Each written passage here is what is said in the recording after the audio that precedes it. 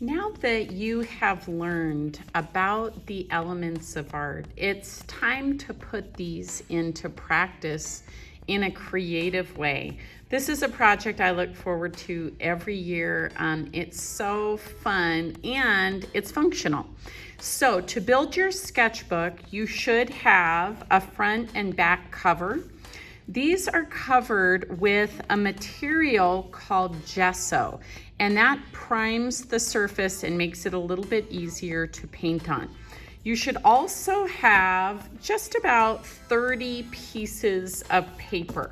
Now this is art paper, and so it's high quality and we can use it for painting and for dry materials like pencil and drawing. All right, so we're gonna take our top cover, and then to get this to work on the back side, I'm gonna flip it over.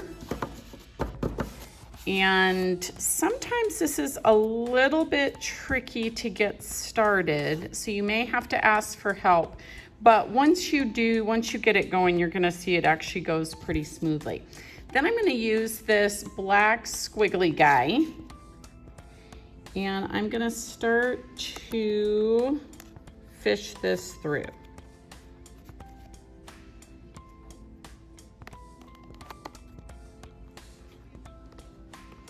Now, once you kind of get it moving, it's perfectly spaced, and so it will just rotate all the way through.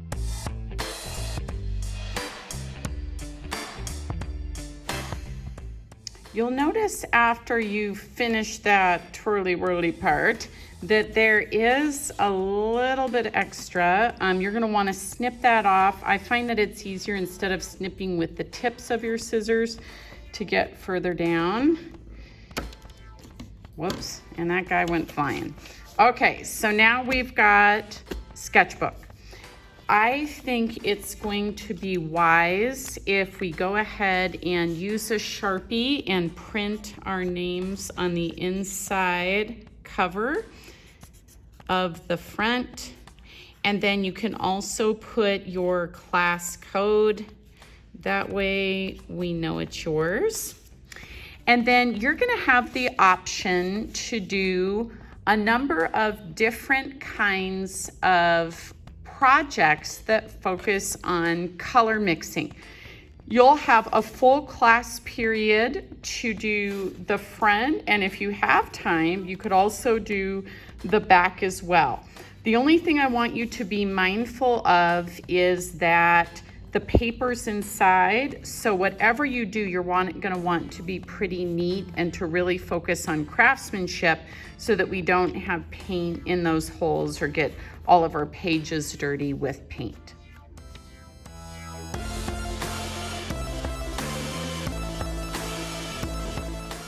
All right, this is our first option. This is going to be the recommended option for 3rd grade because it's a little bit simpler. Any older students are also welcome to try this idea, either as your front design or your back design. I'm gonna start by using my ruler, and I'm gonna do some light lines that are horizontal. And what this is gonna do is to allow me to be a little bit more consistent with the design. The focus of this project is practicing color mixing, and you learned about that on the Elements and Principles video, and this is just a really helpful tool for an artist to know how to create the colors that they're looking for. So you're gonna see here I have the 3 primary colors, and what I'm gonna do is to create some oval or circular shapes that repeat on these lines.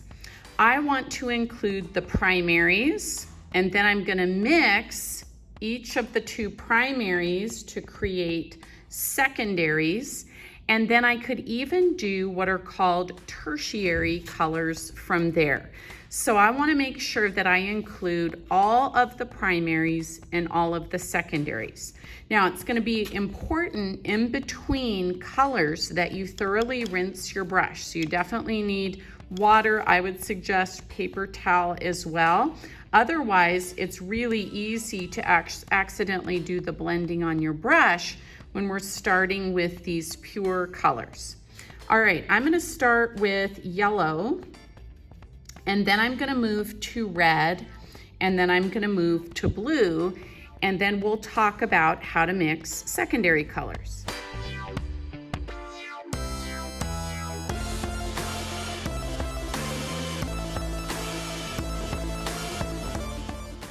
You can see that I have some little oval shapes of all three primary colors. You may have noticed that when I was painting that I tried really hard not to get paint up here on this metal part called the ferrule, but to keep the paint on the brush itself. That keeps our brushes really nice when we don't get paint up in that metal area. All right, so next step, I need to make some secondary colors. Secondaries are made by mixing two primaries. And so I'm gonna take some yellow over here. I'm starting with the lighter color. And then I'm gonna add a bit of red. And now that I've used the primary colors, I don't mind if these get a little bit messier. All right, so now I have this really pretty orange color, and I'm gonna add that to the mix. Next, I'm going to make green, and green is made with the primaries yellow and blue. I think I'm just gonna move this green, or excuse me, this yellow over to the edge, and I'm gonna take just a little bit of blue. If I do too much blue, it's gonna make it way too dark, and I'm gonna need more and more yellow. So here we go, a nice bright green color. Now I've noticed that I've been doing about 4 of each color, so you may want to, they don't have to be perfectly balanced, but that way I've kind of got like a relatively even amount of the different colors all over my front cover here. The last secondary color that I'm gonna mix is with the red and blue. Just like the green, I am gonna just move a little bit of this red over and then pull a bit of blue. I don't think I'm gonna need much to get a purpley tone here.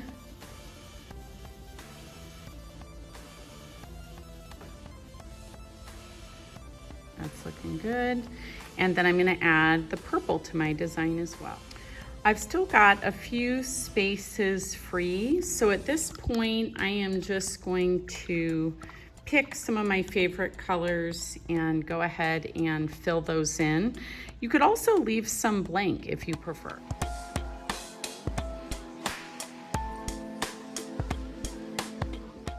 Now that my cover is dry, I would prefer to maybe erase these pencil lines so that they're not as distinctly in those kinds of rows. And then what I'd like to do is to use and apply our understanding of line to create some interesting designs and textures on here. I'm gonna be using Sharpie, which should be just fine over this tempera paint when it's dry.